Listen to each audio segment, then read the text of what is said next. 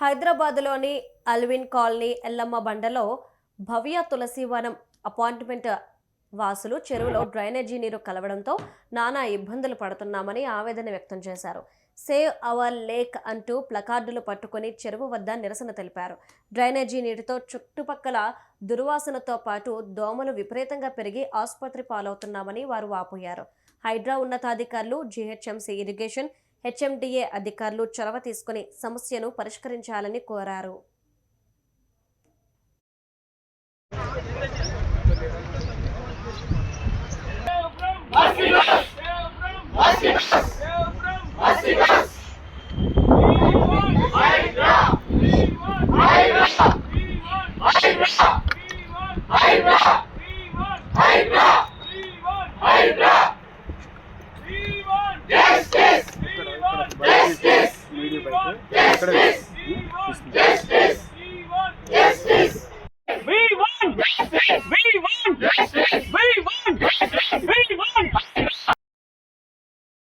But okay, MRK Reddy గారు చాలా initiative తీసుకొని చాలా ముందు నుంచి దీన్ని ముందుకు వచ్చారు. ఈ చెరువుని ముందు ఇష్యూని తీసుకొని ఫస్ట్ మాకు ప్రాబ్లం ఏముందంటే దీనికి ఆడ్ స్మెల్స్ లో చాలా మస్కిటో మెయినెన్స్ చాలా గొప్పగా చాలా ఘోరంగా ఉండేది.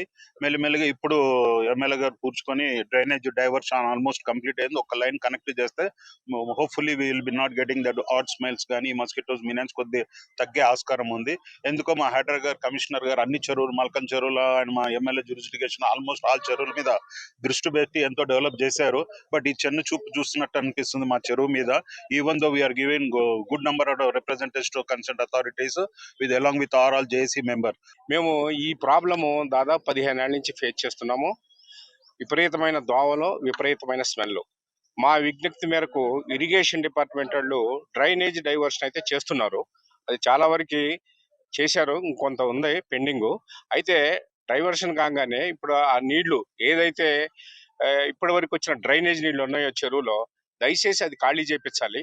అది ఖాళీ ఇరిగేషన్ డిపార్ట్మెంట్ కానీ, జిహెచ్ కమిషనర్ కానీ దీంట్లో కలగజేసుకొని మీ పత్రికాముఖంగా మేము విజ్ఞప్తి చేస్తున్నాం.